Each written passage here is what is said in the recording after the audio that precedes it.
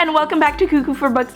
My name is Salva, and today we are going to do the Pixar Book Tag. A few days ago, my friend JM from Book Freak Revelations tagged me to do this one, and I'm gonna leave a link down below to his website. It's really great.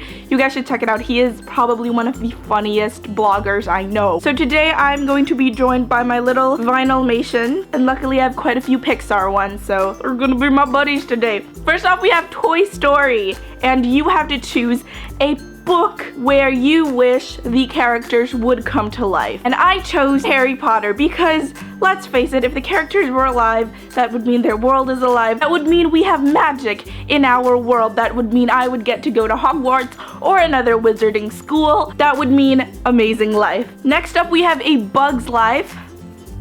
Wanted to be a beautiful butterfly. That's all I remember. I haven't seen it in a while. For A Bug's Life, you have to choose a character who went through a transformation, and I chose Cress from the Lunar Chronicles because I think she had, for being in 2 books out of 4 in a series, she had such a huge character arc. She was so different from the person that we met briefly in the first novel and then got to know here, and then at the very end of Winter, she's just this braver, more kick-ass person, and I really enjoyed reading her arc. Out of all the characters in the Lunar Chronicles, I think it was just such a joy to see her character develop the most. Next up is Monsters, Inc. I don't have a little guy for that, but I am wearing a little Monsters t-shirt. You have to choose a strong character who develops a soft side for another character, and I chose 4, aka Tobias from Divergent. He's dauntless, and then he just sort of falls for this little girl who is from Abnegation. Next up is Finding Nemo, and it's P. Sherman, 42 Wallaby Way, Sydney.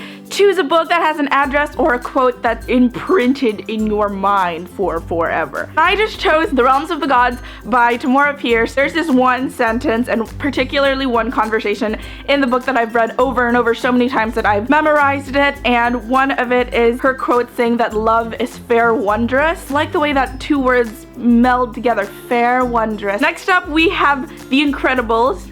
Oh, look at the little cutie! And you have to choose the coolest book family. I chose the Westphalen sisters of the Princess of the Midnight Ball series. There are 12 sisters. I've always wanted a sister. What I love about this series is that Jessica Day George was able to flesh out each and every sister. They didn't get as much screen time as each other, but she was able to, this one is that one, that one is that one. So if I ever wanted to be part of a princessly family, royal family, princessy family, it will be the one in Princess of the Midnight Ball. Next up is Cars 1, 2, 3. You were supposed to choose a book that kept spawning unnecessary sequels. I chose the Delirium series by Lauren Oliver. I just thought this was so good as a standalone. I thought it was gonna be a standalone. It ended on a cliffhanger, but a good cliffhanger, and it was left more open-ended than it was you wanting to know what happened next. Then there came 2 other books. I just thought it was unnecessary. She included a love triangle, she included a resistance.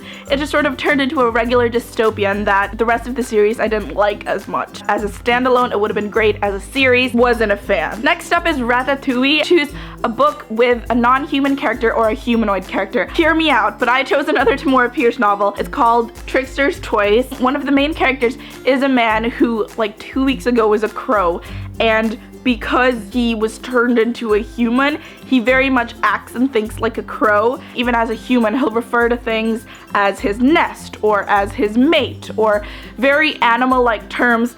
So I thought if there was any non-human character, it would be him because dude was a crow. Like, a legitimate crow. Next up is Wall-E. You're supposed to pick a book that makes you feel lonely, and I chose the Chemical Garden trilogy by Lauren DeStefano. It's set in a world where people die unnaturally early. I think it's 20 and 25. 20 for women, 25 for men, or something like that. And just the world that the author builds where everyone's against one another. You can't really trust people because they're just gonna end up selling you to be a bride or a child bearer. Prostitution is rampant and everything's so pretty. Like, there's still traces of the old world, but it's all neglected and sad, and it just makes you feel really squeamish. The cover is not just a lovely girl posing.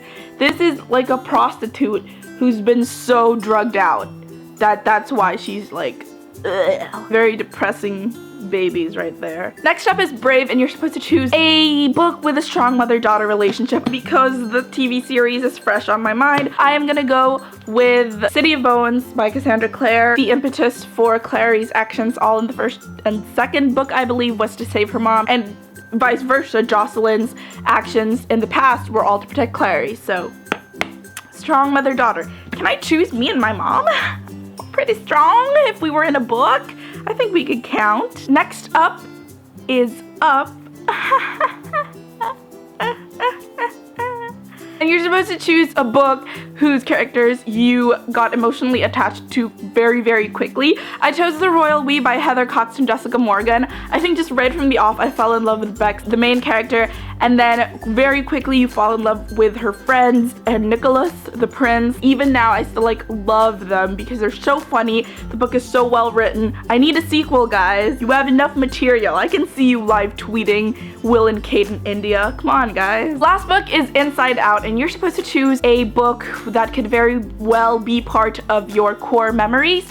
I chose, and I thought this would be a good little shout out because she just recently celebrated her 100th birthday. We can all hope our favorite authors live to be 100 and keep writing books for us. I chose Ramona the Brave by Beverly Cleary. I think this was my first Beverly Cleary novel. Ramona is one of my favorite heroines. I was just able to relate to her at that age, just being, the youngest sibling who can never catch up to being older than her older sibling. Just a lot of things that 8-year-old me could relate to and be like, I love Ramona. I wish she were real so she could be my best friend. And that is it for my Pixar book tag. I want to tag Kevin of Tomebound, Cherry Walker, Rafi Perez. I know he subscribes, which I find really cool, but I don't know if he's ever gonna see this. Jesse the Reader. And that's it for today's video. If you guys liked it, give it a thumbs up. Don't forget to subscribe. Remember, my April giveaway is still ongoing. You can follow me on Twitter and Instagram, both at Cuckoo for Books, and I will see you guys next time. Bye, guys.